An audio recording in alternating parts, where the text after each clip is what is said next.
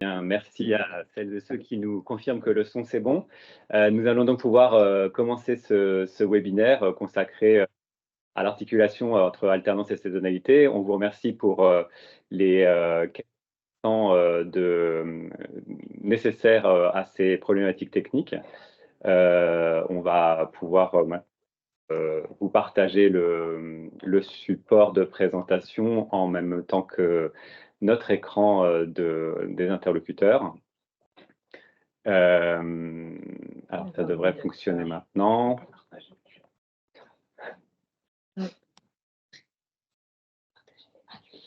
Les organisateurs.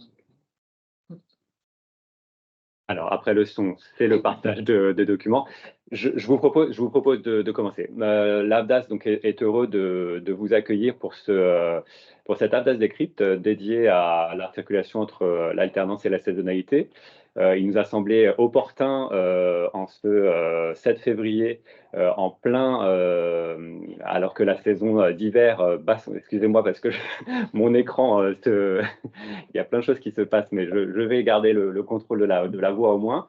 Alors que la saison d'hiver bat son plein et symboliquement juste avant les vacances d'hiver de février, de vous proposer un webinaire dédié au recrutement, à l'alternance et la saisonnalité. Alors, l'intitulé, c'est possible, point d'exclamation. Ce webinaire avait...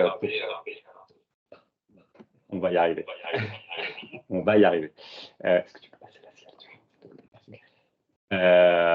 Ce webinaire a pour vocation de démontrer que l'alternance, le recrutement en alternance peut être une opportunité très importante pour les employeurs que vous êtes et qui êtes concernés par l'activité saisonnière pour attirer. C'est un premier enjeu pour vos structures. Accompagner la montée en compétences sur des métiers en tension, c'est un deuxième enjeu important pour vos structures. On a un manque de main-d'œuvre, on a du mal à les attirer dans un premier temps. Dans un deuxième temps, il faut pouvoir les former sur des métiers qui sont des métiers en tension pour vos secteurs. Et puis, on le verra pour fidéliser, puisque c'est un enjeu aussi que vous rencontrez, fidéliser les salariés. Sur le long terme, parce que c'est bien de les recruter une fois, mais c'est bien aussi qu'ils reviennent les saisons suivantes, surtout si vous les avez accompagnés dans la montée en compétences. Donc, au sommaire, on vous propose de revenir très rapidement sur ce qu'est la saisonnalité, ce que nous proposons à l'Avdas, ce que toutes les équipes de l'Avdas vous proposent comme services et outils pour accompagner vos recrutements en alternance, de parler des enjeux du recrutement, des solutions qui existent pour le recrutement en alternance et qui sont dédiées aux activités saisonnières, pour recruter et pour fidéliser, on le verra. On vous parlera, on fera un focus sur le contrat d'alternance saisonnier. Voilà, c'est peut-être un contrat qui a été introduit, c'est un contrat qui a été introduit dans la réglementation en 2018. Peut-être que vous ne le connaissez pas. On vous dira tout sur comment ça se met en œuvre, quelles sont les conditions de mise en œuvre, comment est-ce que ça s'articule, etc., etc. Et puis, je le disais, on évoquera d'autres réponses qui peuvent exister et qui sont spécifiques à vos activités pour que l'alternance, le recrutement en alternance, pardon, soit possible, même pour vos structures. Suivante. On parle je dis c'est possible pour vos structures, puisque dans l'activité saisonnière, dont on voit la définition et les caractéristiques ici, est définie par des tâches qui sont amenées à se répéter chaque année sur une périodicité à peu près fixe, mais qui, j'enfonce une porte ouverte, hein, qui se déroule sur une saison donnée, donc sur quelques mois, ça dépend des saisons, ça dépend des activités que vous avez, mais qui sont par définition qui ont un début et une fin et qui ne sont pas forcément propices au recrutement d'une personne en alternance qui s'inscrit dans un objectif et une visée de certification professionnelle qui peut parfois prendre plus longtemps que la saison. Mais on verra qu'encore une fois, il existe des possibilités pour articuler tout ça. À l'AFDAS, c'est important de vous le souligner aussi, ce type de contrat concerne les branches des casinos, de l'hôtellerie de plein air, du sport, des espaces de loisirs, des organismes de tourisme. Pour rappel, hein, la réglementation définit des branches professionnelles qui sont concernées par l'activité saisonnière, de la même façon que la réglementation définit ce qu'est un emploi saisonnier. On verra que ça a une importance tout à l'heure, notamment dans la mise en œuvre du contrat de contrat d'alternance, saisonnier, qui doit ne viser que des emplois saisonniers, tels que définis par la réglementation, et qui ne peuvent être mis en œuvre que par des employeurs relevant de branches à activité saisonnière, telles que définies dans la réglementation. Donc à l'AFDAS, encore une fois, les casinos, l'hôtellerie plein air, les sports, les espaces de loisirs et les organismes de tourisme. Je vous le disais en introduction, les difficultés que vous rencontrez, les freins que vous pouvez avoir sur le recrutement d'alternance, tels que nos équipes à vos côtés ont pu le remonter, sont les difficultés de recrutement qui sont de plus en plus récurrentes, enfin, qui ont toujours existé, mais qui sont de plus en plus tendues en ce moment, et de fidélisation des salariés. Et on verra que le recrutement en alternance peut être une solution à ça.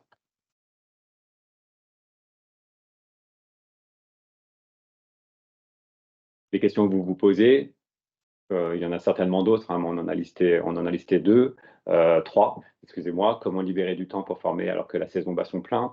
Que faire d'un salarié quand on est hors saison?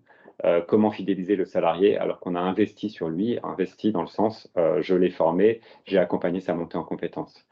Donc, je le disais, une articulation saisonnalité, recrutement en alternance qui n'est pas nécessairement évidente, mais parfois, le recrutement en alternance est quand même possible, hein, soit parce que votre saison est suffisamment longue pour quand même conduire des contrats en alternance. On rappelle que notamment le contrat de professionnalisation peut avoir une durée de 6 mois, ça peut correspondre à une saison pleine et entière, d'hiver ou d'été, et vous pouvez conduire un contrat de professionnalisation. Dans ce cas-là, un contrat de professionnalisation classique, c'est la première réponse, hein, c'est bien de se le redire quand même. Mais dans ce cas-là, effectivement, il s'agira d'adapter le rythme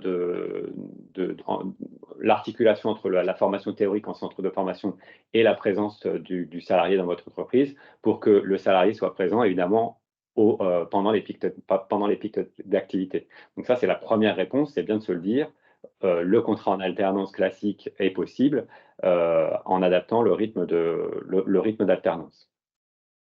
Mais il existe d'autres réponses qu'il est important d'explorer, et c'est bien l'objectif de cette AFDAS Decrypt aujourd'hui qu'on souhaitait vous proposer. La première, c'est le contrat en alternance saisonnier. On va y revenir en détail.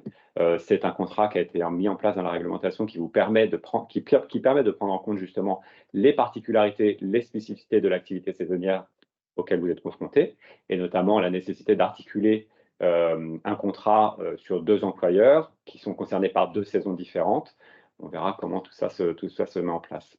La répartition du contrat entre 2 employeurs peut se faire, ne se fait pas nécessairement via un contrat saisonnier.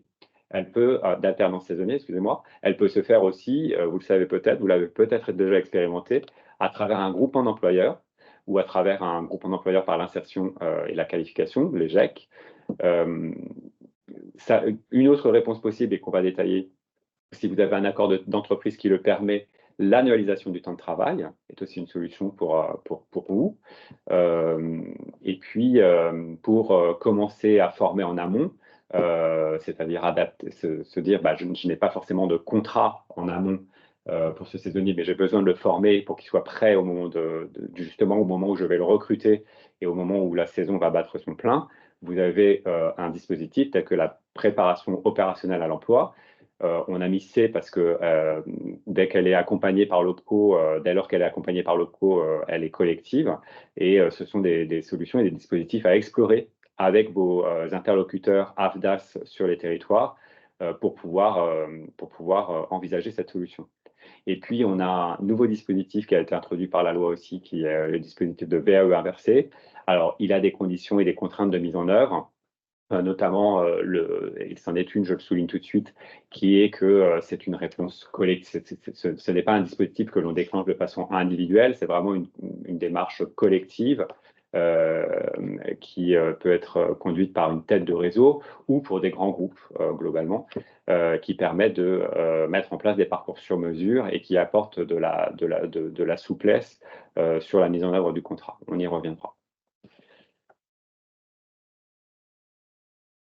Je vais passer je suis désolé, avec toutes ces contraintes techniques, je ne nous ai pas présenté.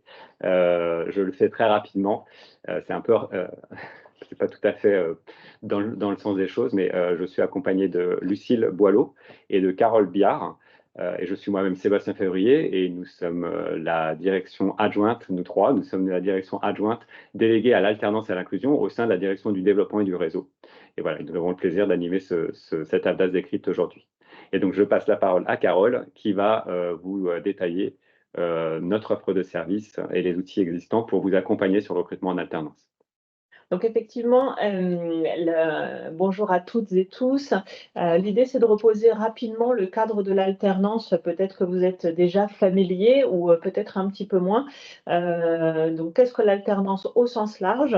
L'idée, c'est c'est un dispositif qui va vous permettre à la fois d'attirer, de former et de fidéliser de nouveaux entrants. Ça peut être notamment une solution qui va venir, comment dire, favoriser, alors vous avez des difficultés de recrutement de main-d'œuvre, ça peut être aussi une manière de renforcer vos équipes au moment où la saison bat son plein.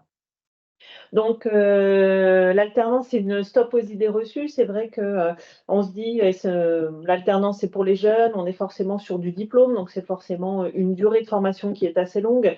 C'est plutôt pour les bas niveaux de qualification, ça commence systématiquement en septembre. Et donc, c'est limité, on a un nombre limité de contrats pour chaque entreprise. Donc, en fait, effectivement, c'est ça, mais ce n'est pas que ça. L'alternance est tout à fait adaptée pour aussi les petites structures. Ça peut être pour une entreprise avec quelques salariés, l'alternant peut être même le premier salarié de l'entreprise, et ça peut être une vraie réponse pour les activités à forte saisonnalité. Avec un renfort des équipes, maintenant on peut faire un contrat en alternance à partir de 6 mois. Donc vous voyez, ça peut tout à fait s'adapter à vos contraintes de la saisonnalité. Ça peut être également fait dans le cadre d'une formation interne en contrat de professionnalisation et ça permet de s'adapter à vos contraintes et à la réalité de vos métiers quand l'offre de formation n'existe pas forcément sur le territoire.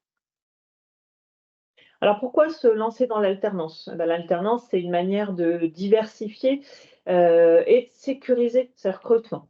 Ça va permettre d'anticiper aussi l'évolution de vos métiers, de vos compétences en formant un public un peu plus jeune et par anticipation. C'est-à-dire que vous formez pour pouvoir derrière intégrer, sécuriser et fidéliser les profils. C'est préserver vos savoir-faire parce que vous êtes dans la transmission de compétences et ça va vous permettre aussi de valoriser votre marque employeur. Franchir le cap, c'est aussi, vous êtes une entreprise, vous avez besoin d'être dans la maîtrise de vos coûts de recrutement. Donc l'alternance, effectivement, on est un dispositif où il va y avoir du financement du coût pédagogique par l'OPCO, qu'on soit sur le contrat d'apprentissage ou le contrat de professionnalisation. C'est un financement qui est un petit peu différent, on ne va pas rentrer dans le détail aujourd'hui, mais il y a une prise en charge de la part de l'OPCO. Vous pouvez former vos tuteurs et maîtres d'apprentissage, puisqu'il y a du financement, de la formation pour les accompagner sur cette mission quand ils ne l'ont pas déjà fait ou qu'ils l'ont fait de façon un peu empirique et qu'ils vont avoir besoin d'avoir un peu une assise un petit peu plus conséquente. Une aide à la fonction tutorale, c'est vraiment un coup de pouce pour accompagner les entreprises qui se lancent dans l'alternance, puisque vous le savez ou vous l'imaginez, c'est qu'accueillir un apprenti dans les premières semaines, les premiers mois, ça demande du temps à lui consacrer. Donc, c'est un coup de pouce financier pour vous aider dans l'accueil de ces alternants. Et puis, il y a également les aides à l'embauche. Vous savez, ces aides à l'embauche ont été renouvelées par l'État jusqu'au 31 décembre 2024. Donc là, encore une fois, c'est un coup de pouce pour aider les entreprises, même petites, de pouvoir accueillir des jeunes en alternance. Mais avant de se lancer dans l'alternance, il y a peut-être quelques questions à se poser en amont pour s'assurer que vous avez le cadre qui est propice, que vous êtes prêt à accueillir et que vos problématiques d'entreprise vont pouvoir s'adapter voilà, aux exigences de l'alternance. Donc, est-ce que votre besoin de recrutement est-il immédiat ou pas? Est-ce que vous avez pardon, est-ce que vous avez besoin d'un salarié qui est formé opérationnel prêt à l'emploi? Ou est-ce que vous avez la capacité à former en amont ou au long cours, en commençant sur un début de pic d'activité et puis pour que votre alternance soit, un peu plus, quasi autonome au moment du pic de l'activité? Est-ce que vous avez besoin de la présence d'un temps plein, d'un temps partiel? Est-ce que l'alternance ou le rythme de l'alternance, qui est proposé par les organismes de formation est adapté à vos contraintes, à vos réalités? Donc c'est des choses qu'il faut effectivement un petit peu, regarder et observer. Est-ce que je suis sur vous allez vous lancer sur une formation diplômante un petit peu plus longue ou rester sur une formation qui va être qualifiante ou professionnalisante? Hem, Est-ce que, effectivement, il y a une offre de formation qui va être disponible sur le marché de la formation qui correspond à vos besoins? Et si ça n'est pas le cas, est-ce que vous êtes en capacité de former en interne? Est-ce que vous avez fait un prévisionnel budgétaire? Puisque du recruter, vous l'avez vu, ça nécessite effectivement un budget. Vous allez avoir le salaire de votre alternant. Il y a des aides à l'embauche qui vont venir vous aider, mais vous aurez encore donc quand même une partie financière qui sera à votre charge. S'assurer que le coût pédagogique pratiqué par l'organisme de formation, rentre bien dans l'enveloppe, sur laquelle l'OPRO pourra vous accompagner, et cetera, et cetera. Et puis, est-ce qu'en interne, surtout, vous avez les conditions d'encadrement? Est-ce que vous avez, du personnel qui pourra être tuteur ou maître d'apprentissage? Est-ce que vous avez des conditions d'accueil, des conditions logistiques? Voilà, je pense qu'avant de recruter en amont, c'est de balayer un petit peu toutes ces questions-là et une fois que vous avez les réponses, voilà, vous êtes prêt ensuite à vous lancer dans l'alternance. Un petit rappel sur le statut, de l'alternant, c'est un salarié. Alors ces choses-là, vous les savez probablement, mais l'idée, c'était de reposer le cadre, hein. Donc il signe un contrat de travail avec l'employeur, il a un statut de salarié, il bénéficie des mêmes avantages, que tous les autres salariés. Il est soumis, également aux mêmes, conditions, d'horaire, hein, qui est applicable dans l'entreprise. Il doit tenir son poste, tout en respectant, les règlements intérieurs, et il doit, s'impliquer également dans sa formation puisque le temps en formation est considéré comme du temps de travail. Je vais passer la parole à Lucille qui va présenter les différents outils qui sont à votre disposition. Oui, donc pour accompagner, votre première alternance, si c'est le premier ou si vous voulez découvrir, l'alternance, nous avons mis à votre disposition plusieurs outils. Tout d'abord sur notre site, nous avons, sur des pages dédiées, des guides. Alors d'abord, il y a les guides essentiels, il y en a un par type de contrat. Ils font environ 5 pages, donc on est vraiment sur, les bases, du contrat de pro et du contrat de professionnalisation et du contrat d'apprentissage. Il y a ensuite, pour vraiment être incollable, les guides, intégrales. Donc pareil, un pour chaque, type de contrat.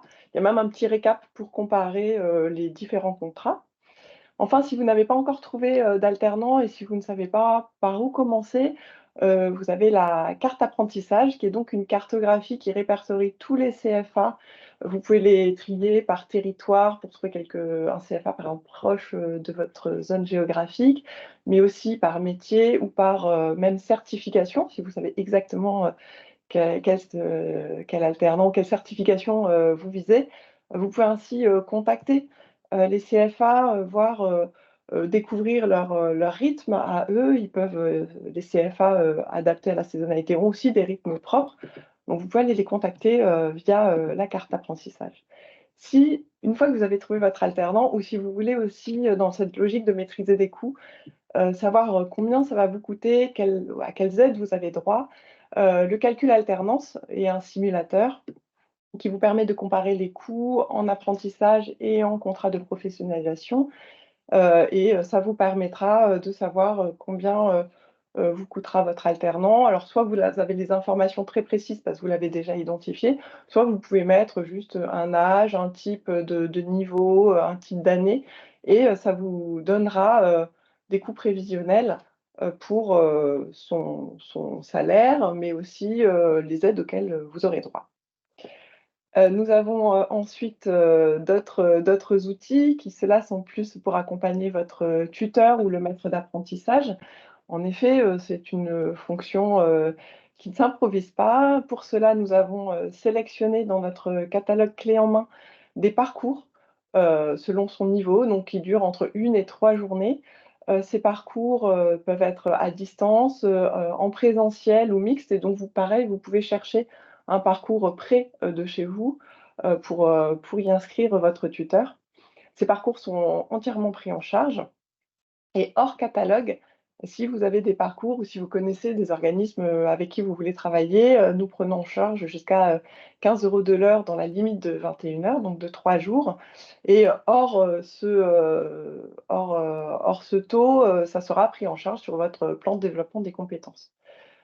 Si vous avez d'autres questions, des choses un petit peu plus spécifiques et que vous ne trouvez pas les réponses dans nos outils mis en ligne, vous pouvez bien sûr contacter votre conseiller directement, ou vous voyez le numéro de la DAS s'affiche et vous serez dirigé en fonction de votre région et de vos questions. Pour aller un peu plus loin quand même, sur le dépôt du CERFA et le dépôt du contrat, une fois que vous avez pris votre alternant. Donc nous avons une interface employeur qui vous permet de déposer tous vos contrats en alternance, et nous faisons le lien ensuite pour les déposer. Donc vous devez déposer ce contrat 5 jours au plus tard après le démarrage de ce contrat. Pour cela, vous devez saisir toutes les données du contrat sur notre site, et cela générera pour vous un CERFA déjà pré-rempli. Donc vous n'avez plus qu'à le signer et à le faire signer par votre alternant. Si vous en avez fait à côté, si vous avez déjà signé un CERFA, vous pouvez simplement charger votre CERFA que vous avez déjà rempli. Il faudra bien sûr joindre toutes les pièces obligatoires, comme le calendrier, le programme, la convention de formation avec le centre de formation. Le cas échéant, joindre le formulaire de demande d'aide à la fonction tutorale, qui est une aide en plus et qui doit être jointe au moment du dépôt de la demande. Et ensuite, c'est l'AVDAS qui va faire tout le suivi administratif, donc instruire votre demande et vous tenir au courant de sa validation, et du niveau de prise en charge si la totalité n'est pas prise en charge en fonction de la formation que vous avez choisie. On va transmettre le CERFA pour déclencher les paiements des aides automatiquement, pour que vous n'ayez le moins de démarches, merci, à faire. Et nous réglons directement le centre de formation. Pareil, si vous avez des problèmes pour vous connecter, n'hésitez pas à nous contacter ou à contacter votre conseiller. On va aller un petit peu plus en détail dans le contrat d'alternance saisonnier. Donc tout ce que j'ai dit sur les contrats d'alternance sont valables pour le contrat d'alternance saisonnier, mais il y a quelques spécificités. Tout d'abord, ce contrat, contrairement aux autres contrats d'alternance, peut être fait avec 2 employeurs qui peuvent conclure conjointement un contrat d'alternance. Ainsi, il pourra, selon la saison, l'activité économique, on pourra répartir les temps d'alternance chez chacun de ces employeurs. Pour cela, l'alternant doit avoir trouvé ses 2 employeurs avant le début de son contrat. Il doit bien sûr s'agir dans les 2 cas d'emplois saisonniers. Ce n'est pas forcément des emplois saisonniers dans le même secteur, ça peut être 2 secteurs différents, ça peut même être 2 OPCO différents, ça peut être le même. Mais en tout cas, il faut que ce soit des emplois saisonniers. Les périodes d'emploi seront successives, c'est-à-dire qu'il n'y aura pas de creux entre ces 2 périodes. Elles se suivent l'une après l'autre, et bien sûr, les périodes de formation font partie de ces temps de contrat. Et il n'y aura pas de durée maximale ou minimale chez chacun des employeurs. Il peut y avoir un temps plus grand chez le premier employeur ou chez le deuxième. Ça sera entre les employeurs qui devront s'organiser ensemble. Ensuite, nous allons rentrer en détail dans le CERFA. Donc on a un CERFA initial qui est conclu avec l'employeur. qui reçoit donc le premier l'alternant. Alors, dans le cadre des contrats d'apprentissage, il faut préciser le mode contractuel du code 4.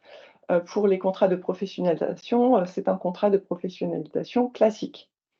En même temps, il faudra signer un avenant qui est conclu dès le début du contrat, même si la date commencera plus tard, peut-être 6 mois plus tard. Mais il faut le signer en même temps, qui sera donc avec le second employeur. Et on précisera dans cet avenant code 30 pour le contrat de professionnalisation ou code 32 pour les contrats d'apprentissage, avec une spécification contrat saisonnier. Cet avenant doit être envoyé en même temps que le contrat initial à l'AFDAS, et donc via le formulaire de contact depuis le portail Maya au service apprentissage qui, eux, auront une manipulation. C'est pas automatisé, donc il faut vraiment passer par le formulaire de contact. Comme tout contrat d'alternance, il faut bien sûr qu'il y ait une convention. Ici, il y aura les 2 employeurs qui vont signer cette convention avec l'organisme de formation et l'alternant. Là, on revient dans le cadre classique. Il faudra qu'il y ait le calendrier, le détail des heures effectuées au sein de chaque entreprise, donc la répartition, la désignation des maîtres d'apprentissage.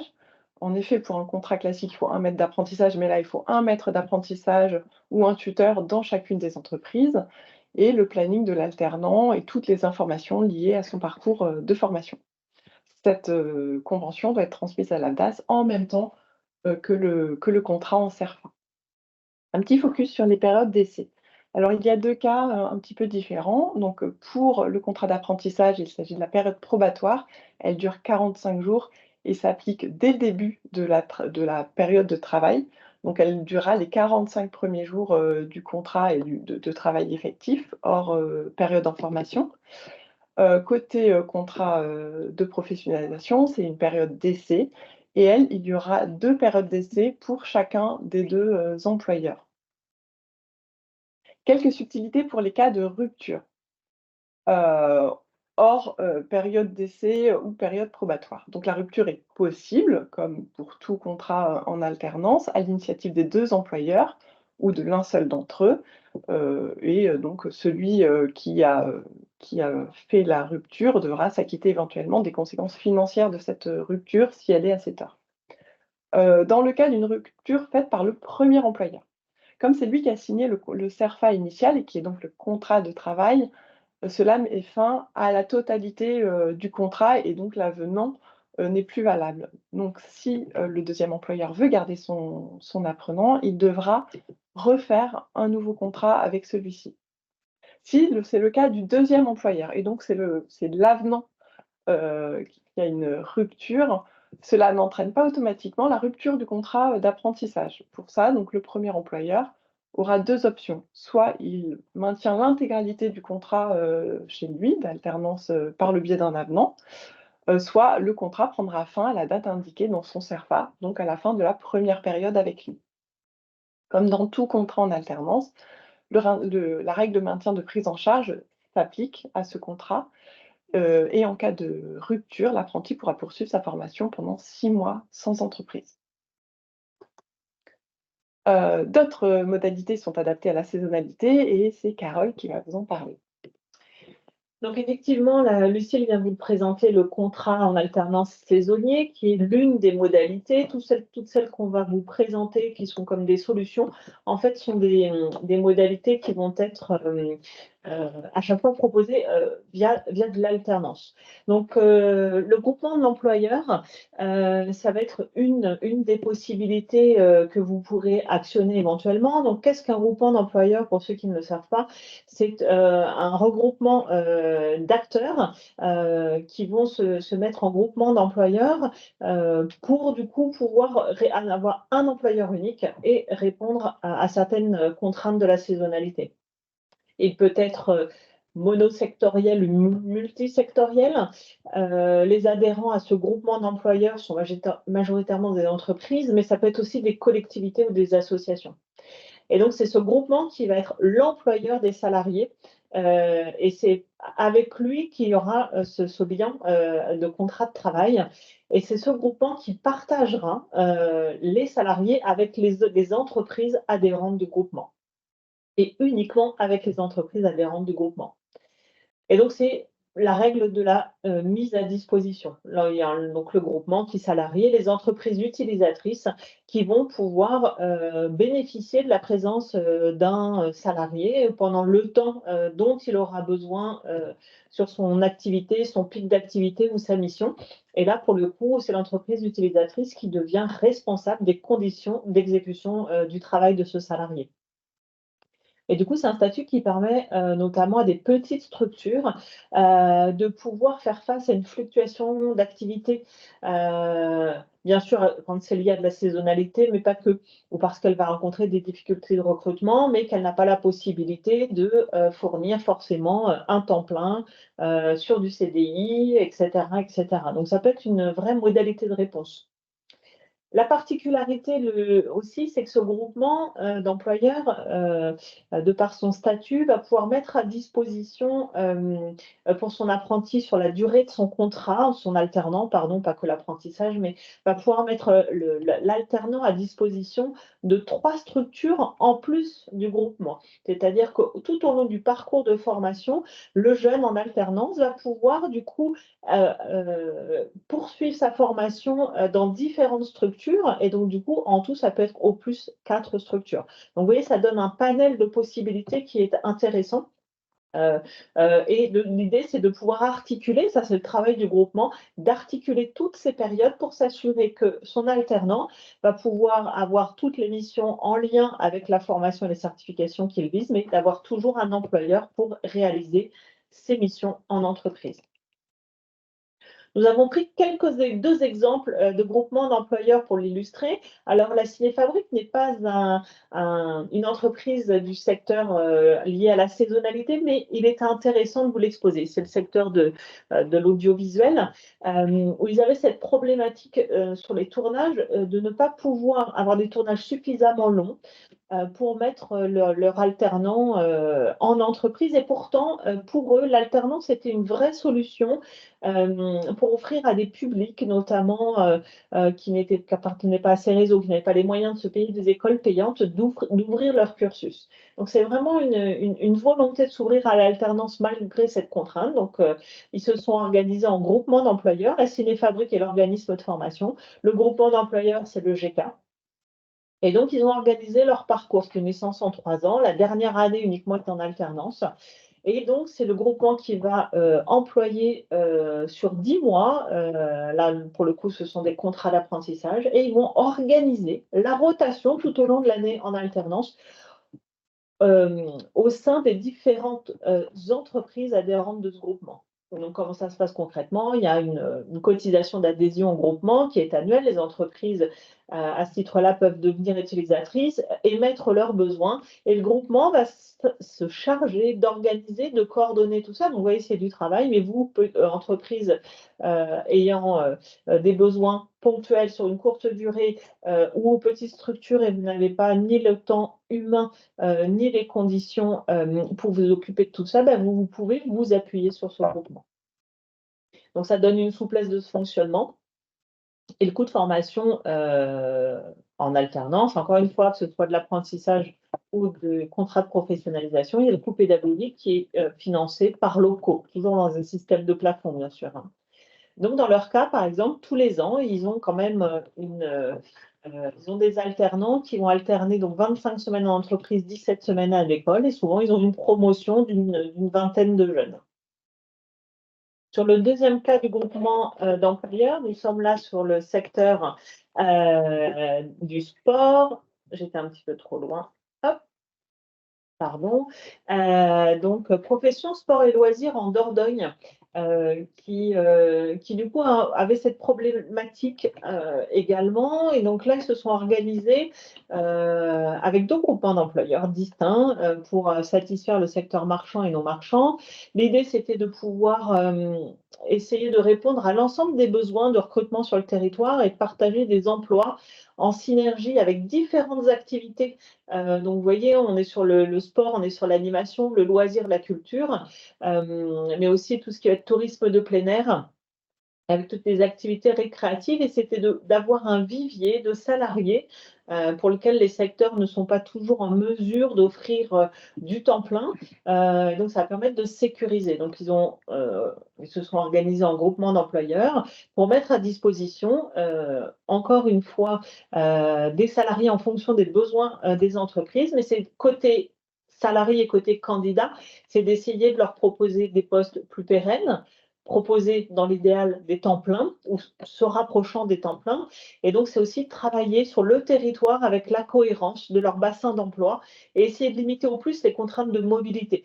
On se rend compte dans l'étude qui a été faite par les observatoires, parce que souvent les salariés sont dans un périmètre de l'entreprise d'accueil. Or, si on veut pouvoir élargir ces recrutements, faut aussi prendre en compte cette contrainte de mobilité. Ils n'ont pas toujours tous le permis, une voiture pour se déplacer, et que parfois les implantations des entreprises, notamment dans tout ce qui est hôtellerie de plein air, n'est pas toujours accessible par les transports en commun. Donc, l'idée de ces groupements, c'est de pouvoir essayer de répondre à toutes ces contraintes pour permettre de mettre à disposition des salariés dans des structures qui ont des besoins ponctuels. Autre solution, il a été évoqué, c'est les groupements d'employeurs pour l'insertion et la qualification. Donc là, c'est particulier, mais nous en avons dans les champs de l'AFDAS. C'est un groupement d'employeurs, toujours dans les mêmes logiques de ce que je viens de vous présenter, sauf qu'ils ont une mission d'insertion et de qualification pour des personnes un peu plus éloignées du marché du travail. Donc là, ça s'appuie sur une organisation avec un temps de formation, sur un contrat de professionnalisation. Et donc, par leur statut, ça leur ouvre un certain nombre de droits. On ne va pas rentrer dans le détail, ce n'est pas l'objet aujourd'hui, mais c'est pour vous dire que peut-être sur votre territoire, il existe déjà des groupements d'employeurs pour l'insertion et la qualification, et peut-être que vous pouvez vous rapprocher d'eux en tant qu'entreprise pour rentrer dans ce groupement ou accueillir ces jeunes dans le cadre d'un contrat de professionnalisation. Donc, dans le secteur de l'AFDAS, on vous a fait une petite répartition pour vous donner un ordre d'idée. Donc, vous voyez, dans l'hôtellerie de plein air, ça représente 79% de nos groupements.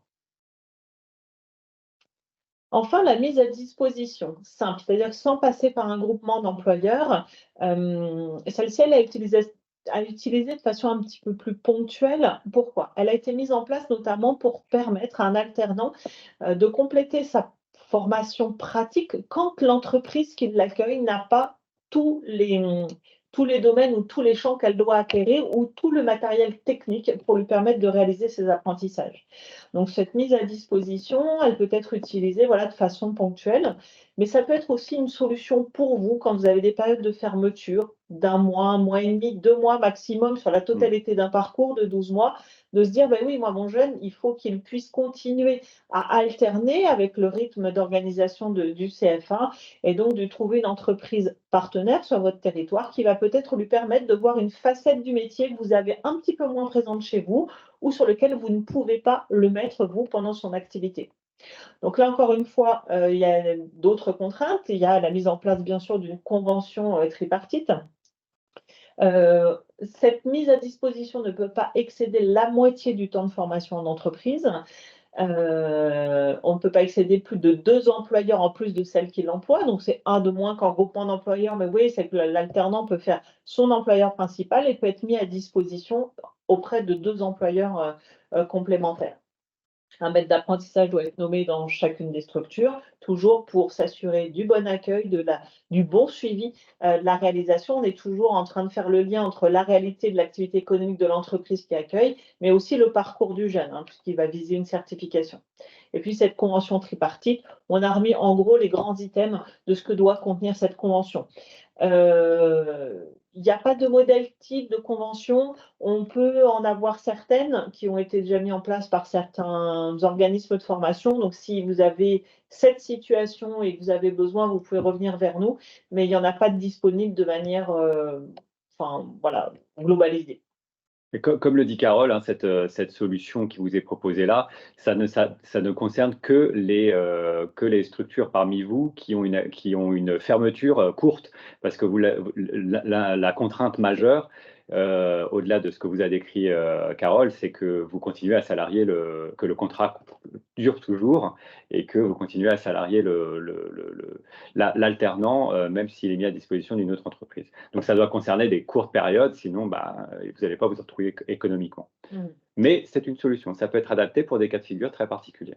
Et typiquement, par rapport à la question dans le chat, c'est que quand il peut y avoir plusieurs structures juridiques différentes, ça peut être aussi de la mise à disposition si ce n'est pas le choix du contrat saisonnier qui a été fait. C'est une des possibilités. Ou si vous appartenez, Madame Massin, là, dans la discussion, ne nous précise pas si les 4 structures appartiennent au même groupe, mais on peut imaginer que cette contrainte économique que je viens de souligner n'est pas la même si vous appartenez au même groupe. Bon. À explorer, encore une fois.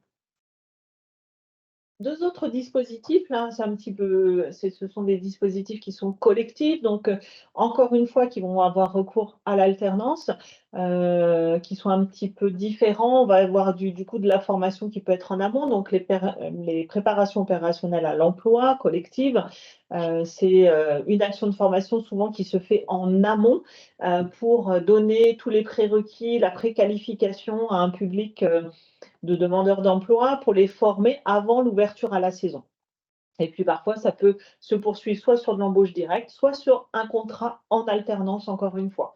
Là, on a le temps, vous avez le temps de vous préparer à la saison, vous préparez votre pic d'activité, vous allez vous ouvrir donc un vivier de candidats différents en allant effectivement proposer ce dispositif.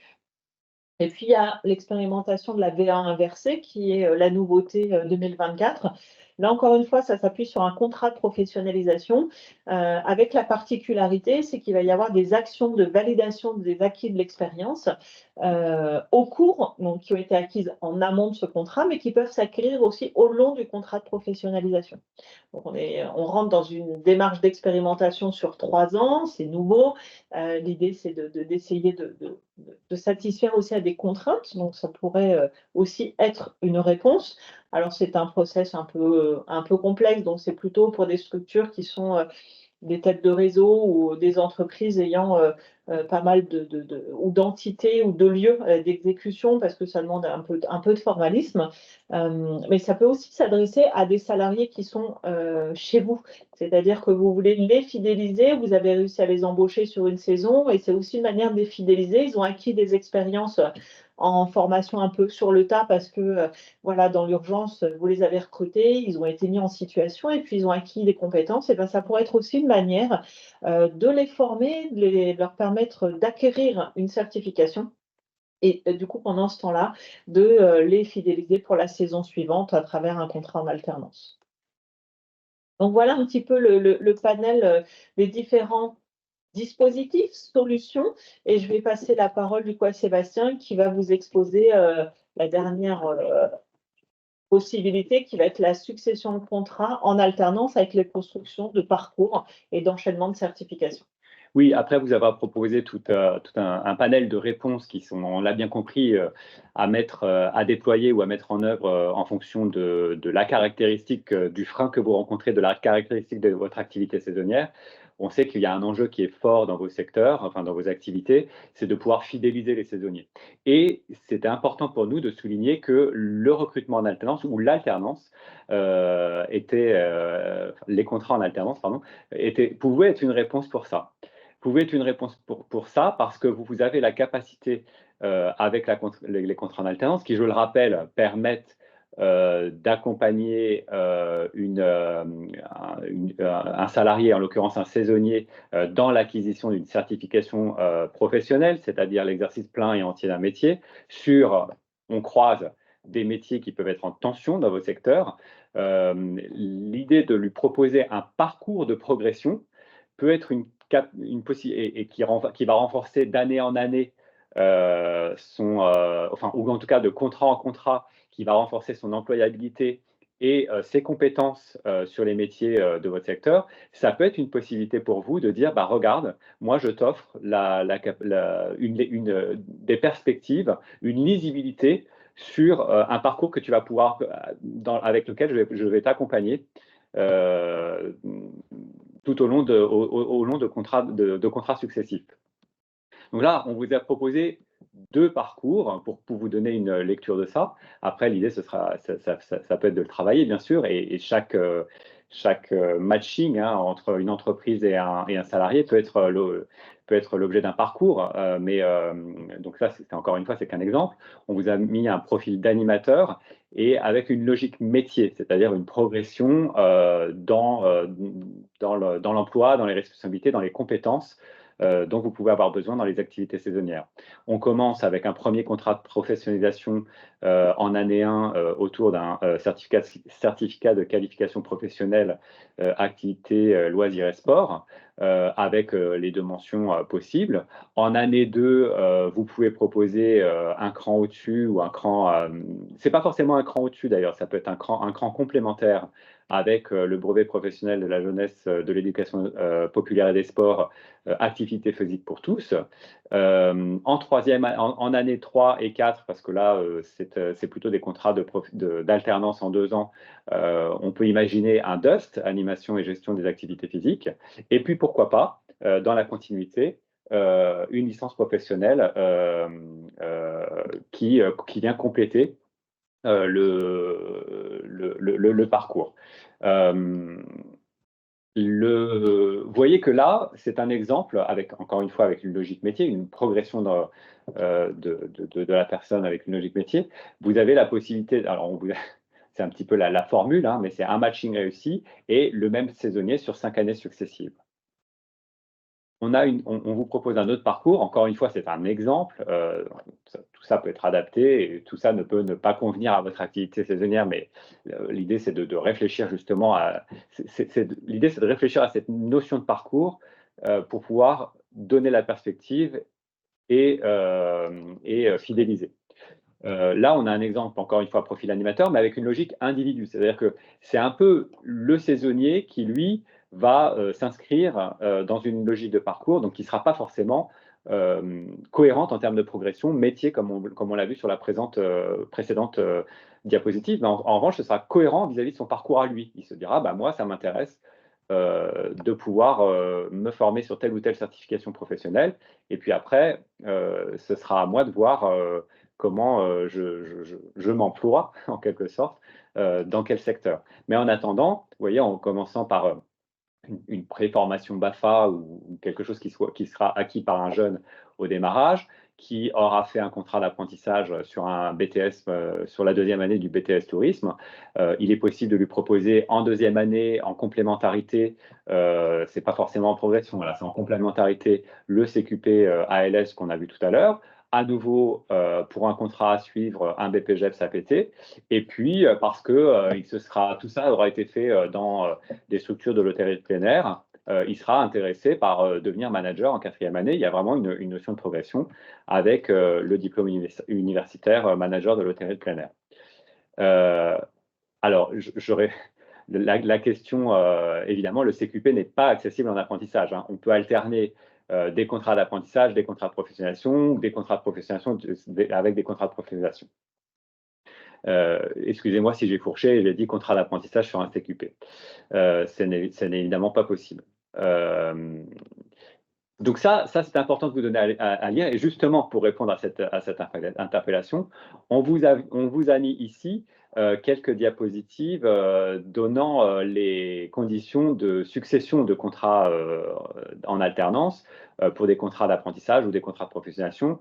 On a mis en exergue, s'agissant de cette notion de parcours là, pour fidéliser ces saisonniers, le fait que sur le contrat d'apprentissage, vous pouvez conclure un nouveau contrat d'apprentissage auprès du même employeur, mais la condition, si vous enchaînez 2 contrats d'apprentissage, c'est que vous devez viser un titre ou un diplôme sanctionnant une qualification différente, à la base.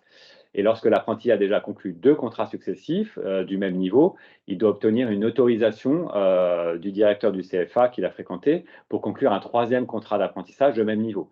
Donc, si jamais dans le parcours, vous réfléchissez à quelque chose où vous auriez à chaque fois les mêmes niveaux de certification professionnelle, il y a ces 2 contraintes. Je ne lis pas toutes les contraintes puisque vous les voyez à l'écran et puis vous les aurez dans le support qui vous sera diffusé en même temps que le replay.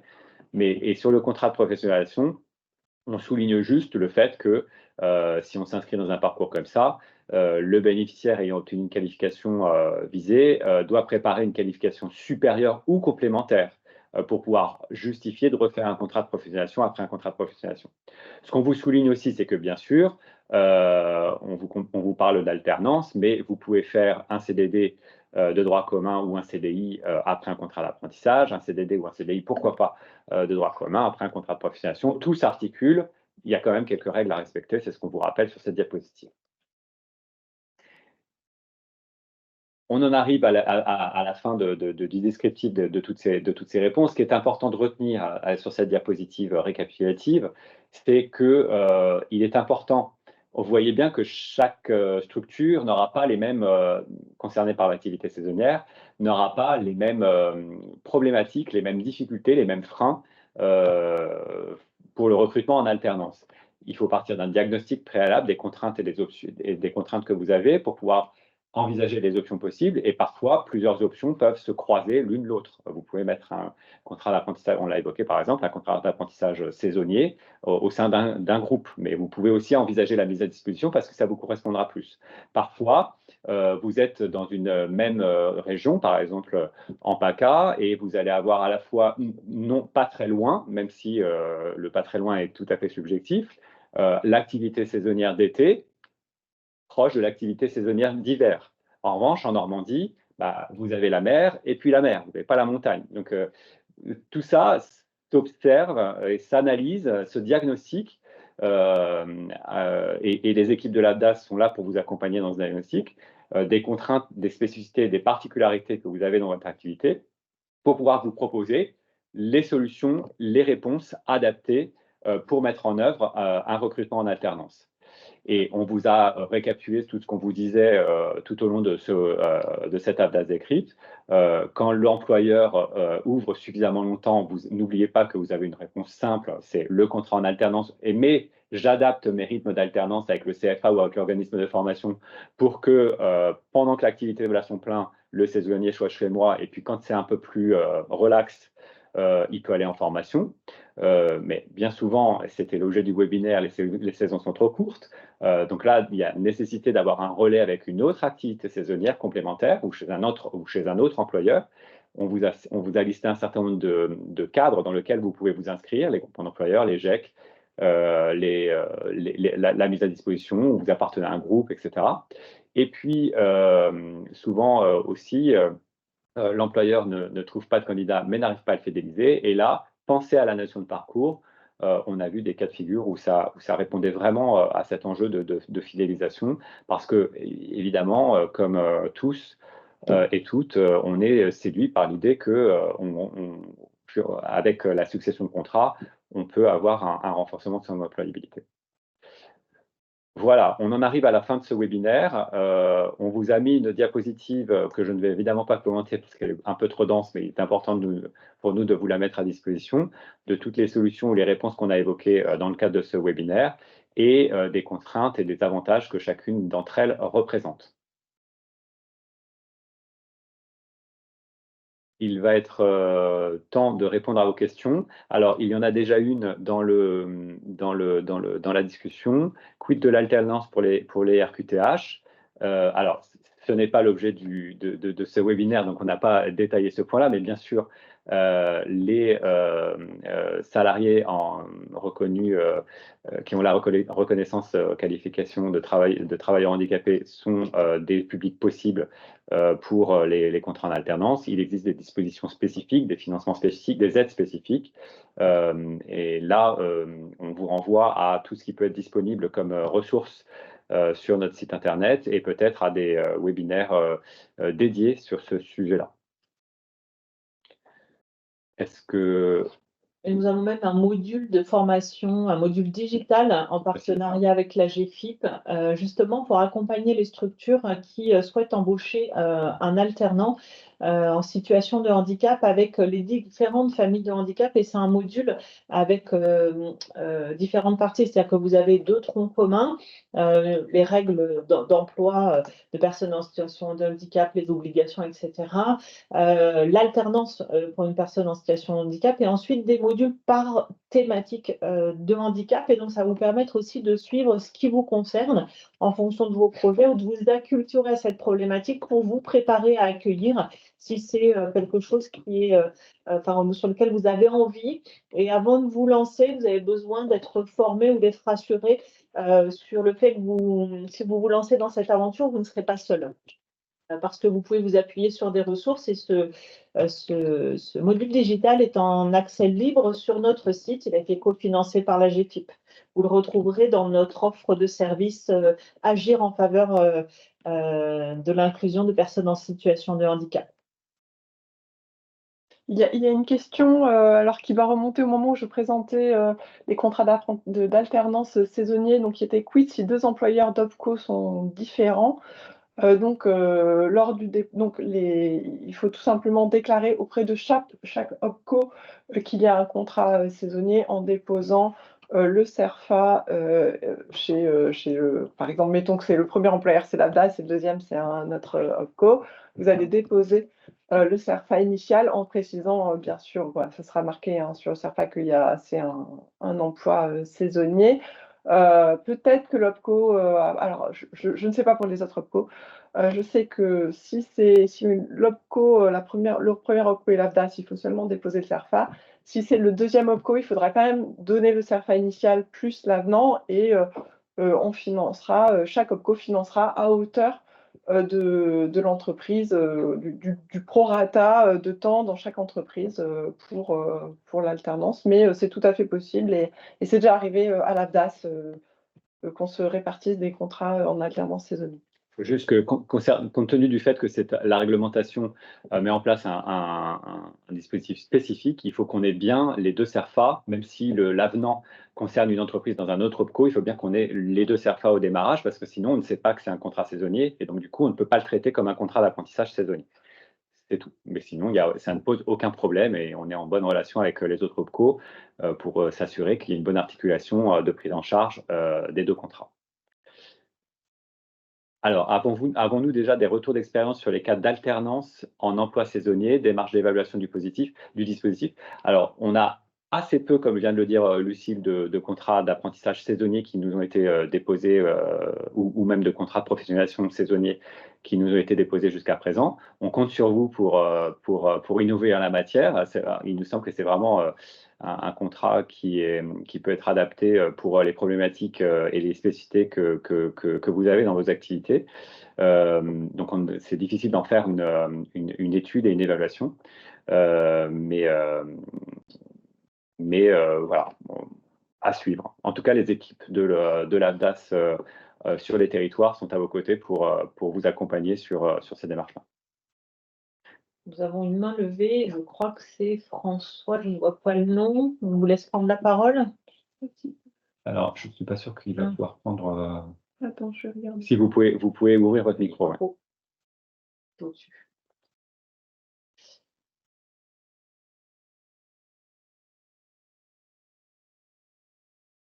Alors, attendez, je peux peut-être je vois plus la main levée du tout. On ne vous entend pas. On vous invite à poser la question sur le fil de discussion pour être. En attendant, on répond à une autre question de Grégory Dufour. À l'issue du contrat pro ou contrat d'apprentissage, est-ce qu'un CDI sur 2 entreprises est possible? Alors, les CDI sur 2 entreprises sont possibles à partir du moment où vous mettez en place des temps partiels.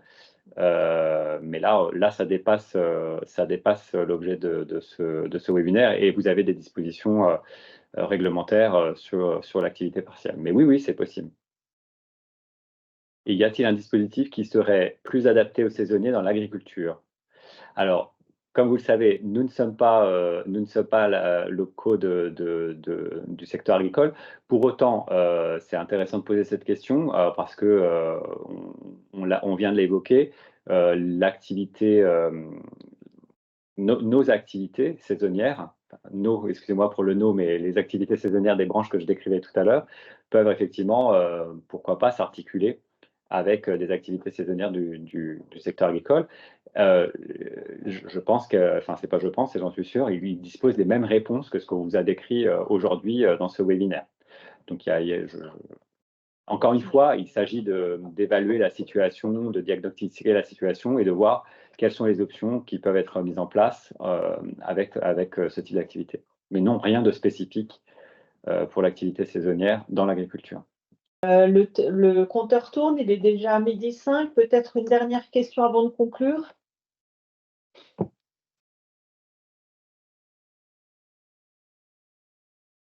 Bien, nous ne voyons pas de dernière question. On a été ravis en tout cas de pouvoir animer ce webinaire spécifique à l'alternance et à la saisonnalité. Ça nous tenait à cœur aux équipes de l'AFDAS de pouvoir vous proposer cette AFDAS décrite encore une fois aujourd'hui. On sait que c'est une problématique importante que vous pouvez rencontrer. Et il nous tenait à cœur d'être à vos côtés. Et on continue, au-delà de ce webinaire, bien sûr, les équipes des délégations régionales de l'AFDAS sont à vos côtés pour vous accompagner dans toutes vos démarches de recrutement en alternance, tenant compte des particularités, des spécificités de vos secteurs. Nous vous remercions pour votre participation et nous vous donnons rendez-vous pour de nombreux contrats en alternance à venir. Merci. Bonne journée. Au revoir. Au revoir.